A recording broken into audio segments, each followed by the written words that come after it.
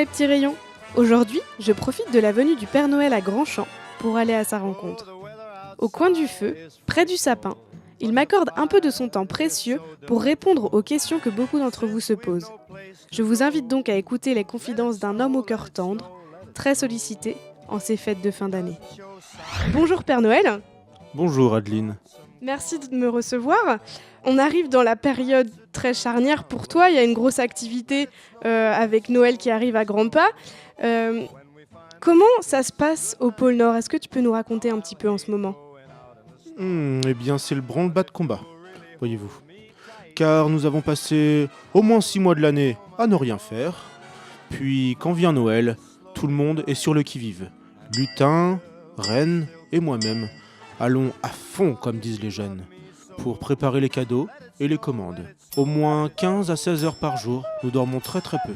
Mais heureusement, en plus des lutins, tu as tes reines pour la livraison. Alors j'ai une petite anti-sèche parce que je ne me souviens jamais de tous les prénoms de ces reines. Donc tu as Comète, Cupidon, Éclair, Tonnerre, Tornade, Danseur, Furie, Fringant et Rudolphe. C'est ça. Rudolphe le 9e, le petit dernier comme on dit. Je l'ai eu lors d'un hiver très très rude. Il m'a sauvé la mise, vois-tu. C'était en 1939, si je ne m'abuse.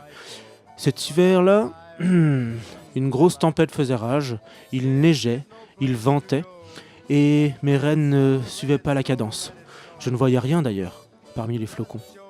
J'ai donc décidé de prendre mon jeune renne, Rudolphe. Il a une particularité, il a un nez tout rouge qui s'éclaire dans la nuit. Il m'a donc permis de m'orienter et de terminer ma tournée des cadeaux à l'heure. Est-ce que tu peux nous raconter une anecdote de livraison à Grandchamp, par exemple? Je crois que cela doit faire environ 150 ans. Oui, c'est ça, 150 ans. Je passais au-dessus de Grandchamp, au-dessus du bourg, comme je le fais chaque année, et mon traîneau s'est soudain pris dans le clocher de votre église. Eh oui, car avant j'avais l'habitude vraiment de passer par là, et cette année-là, ils avaient décidé de construire un gigantesque clocher. Mon traîneau s'est donc embarqué dans le pic en ferraille.